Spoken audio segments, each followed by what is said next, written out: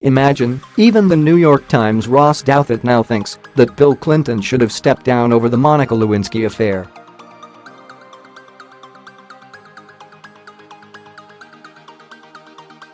Douthat's mea culpa op-ed in this past weekend's paper, in which he confesses that he and others may have been wrong to dismiss Bill Clinton's indefensible behavior, will serve as the official political obituary for Clinton Incorporated.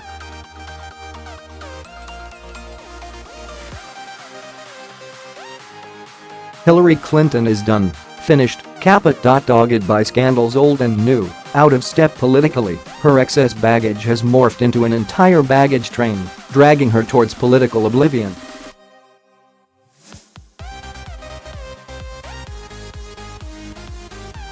While it is refreshing to consider the landscape unadorned by Clintons, Republicans will miss her.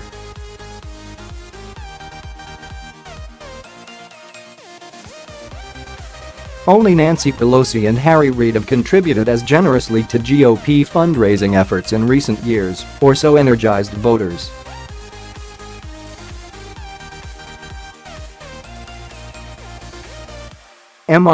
Clinton is finally being held to account, at least in the court of public opinion, where it may matter most.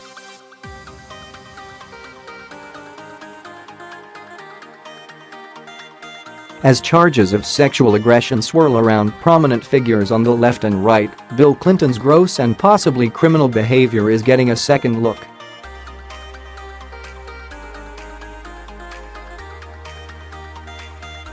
New York's junior Senator Kirsten Gillibrand took the revisionism to a whole new level when she told the New York Times that President Clinton should have stepped down when his sexual relationship with 22-year-old staffer Monica Lewinsky came to light.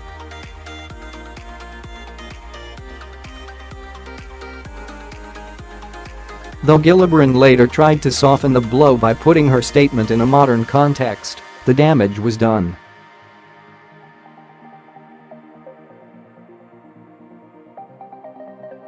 Bill Clinton's affairs and sexual aggression are now fair game, at a time when the country is outraged over such activities.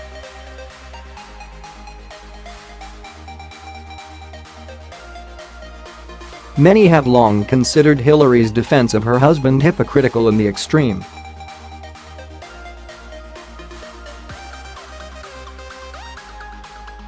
Even as she postured as a champion of women's rights, she tossed Lewinsky, Juanita Broaddrick, who accused Clinton of rape, Kathleen Willey and Paula Jones under the bus.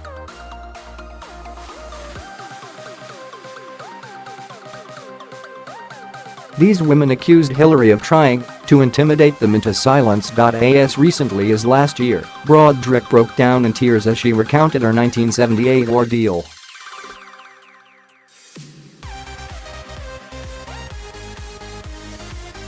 It would be hard to muster that emotion if the story were bogus. It is high time Bill Clinton's misdeeds and Hillary's defense of them receive bipartisan condemnation.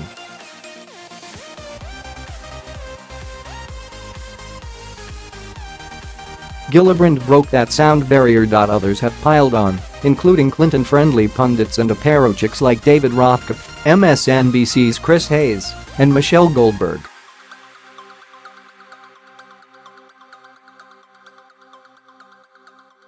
Liberal screed and former staffer at the Center for American Progress Matthew Iglesias wrote on Vox recently, "I think we got it wrong," saying that defending Mr.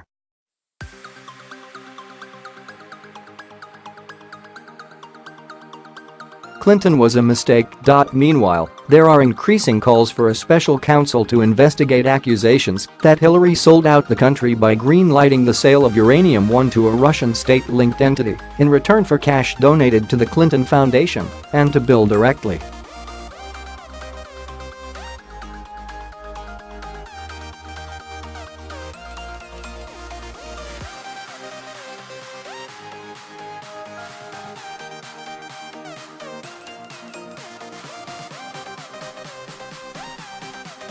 This is a risky gambit for MRS. Clinton. Comparisons between actual payments made to Clinton Incorporated.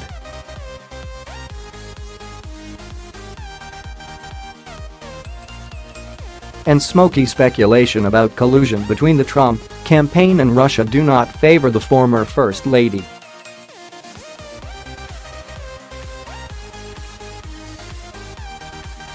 The Russia probe has also unearthed revelations that Hillary's campaign shelled out millions of dollars to finance the infamous Trump dossier, which fed speculation about the president's ties to Russia and how Moscow might have influenced the election.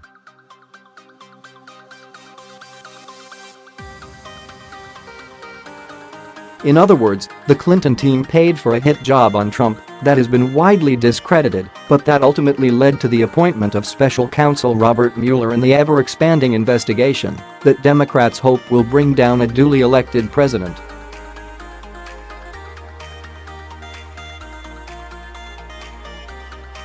It is a shocking chain of events, and one that has been extraordinarily damaging to the country.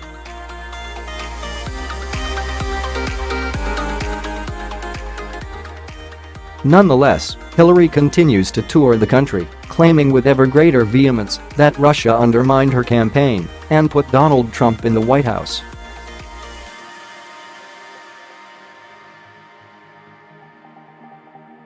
That's when she's not blaming misogyny, the media, the DNC, Bernie Sanders, President Obama, James Comey and a host of others whom she considers responsible.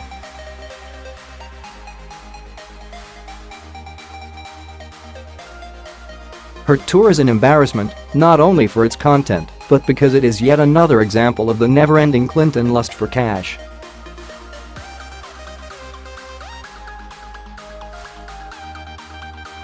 She has been selling VIP tickets for nearly $1,200. You would think she might treat her loyal supporters to a free buy after they doled out billions, only to see her lose.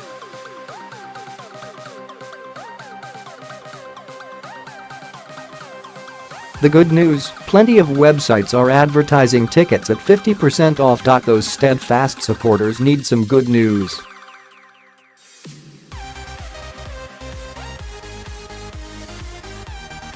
Donna Brazil's revelations that Hillary effected a clandestine takeover of the Democratic National Committee almost a year before the election and made sure that the supposedly neutral organization pushed the nomination in her direction was salt in the wound.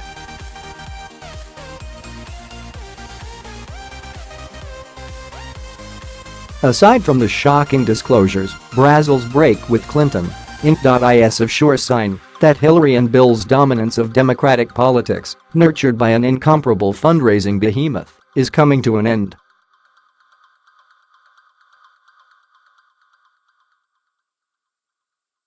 Not that they have yet ceded the floor. Last May, Hillary and former DNC chair Howard Dean launched Onward Together, a PAC established to fund groups dedicated to encouraging people to organize, get involved and run for office.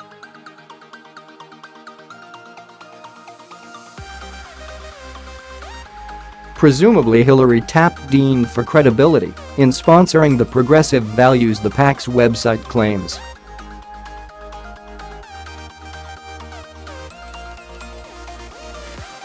The Daily Caller has reported that 6 months in, Onward Together seems mainly intent on fundraising, with scant evidence that its revenues are being distributed to other organizations.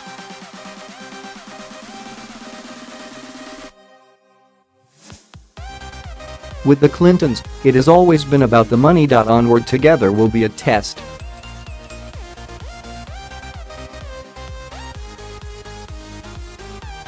If the millions roll in, the Clintons will remain a force to be reckoned with. If not, they will fade into political obscurity.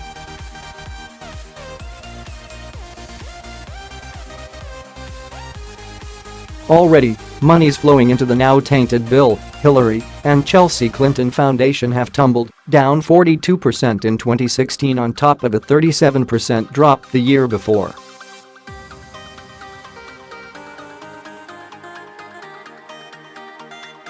It's also about the politics. Democrats have moved far to the left of Bill and Hillary